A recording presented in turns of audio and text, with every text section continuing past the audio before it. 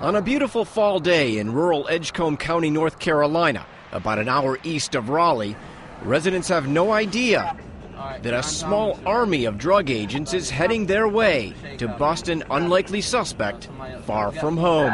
Come out the front door now with your hands on your head. Do it now. Heavily armed officers move in. Their target, 39-year-old Sergio Torres.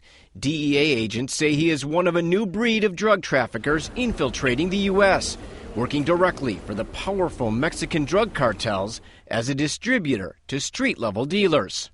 The drugs are packed into vehicles either in Mexico or in the southern border states, particularly Texas, California, Arizona. They're put in hidden compartments or in tractor-trailers and then shipped across the highways directly from those southwest border states right here to North Carolina. Officials say Torres has a violent past, just like his alleged employer, the most ruthless drug cartel in all of Mexico, La Familia. The sheer level and depravity of violence that this cartel has exhibited thus far exceeds what we unfortunately have become accustomed to from the other cartels. This week, in the single largest strike against Mexican drug cartel operations in the U.S., authorities arrested more than 300 people with alleged ties to La Familia, more than 1,000 arrests in 19 states over the course of a nearly 4-year investigation. Rural North Carolina may not look like the setting for a Mexican drug cartel to set up its operation, but the DEA says business is booming here. Just one cash seizure during this investigation netted almost $500,000, all of it destined for south of the border. Agents seized $32 million in all, hundreds of weapons, and more than 11 tons of drugs, including cocaine, marijuana, and methamphetamine.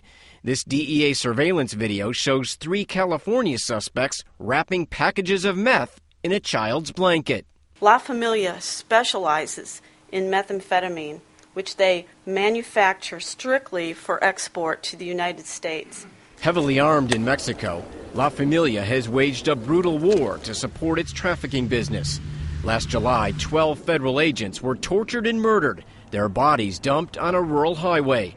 The Mexican government says it was retribution for the arrests of key cartel members. Ironically, La Familia's quasi-religious ideology prohibits drug use by its own members.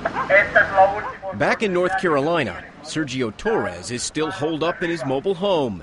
But just 35 minutes after the standoff begins, he surrenders, facing cocaine trafficking charges. Inside the trailer, agents find a handgun, cocaine, and fake government IDs. By taking down alleged distributors like Torres, authorities say they've cut off the tentacles of La Familia's vast supply chain into the U.S., which extends from the largest of cities to the smallest of towns. To the extent that they do grow back, I think we have to work with our Mexican counterparts to really cut off the heads of these snakes and get at the heads of the cartels. Indict them, try them either in Mexico or extradite them to the United States. It's an ongoing battle to keep both the drugs and the bloodshed from coming to this country. Mike Cosner, NBC News, Edgecombe County, North Carolina.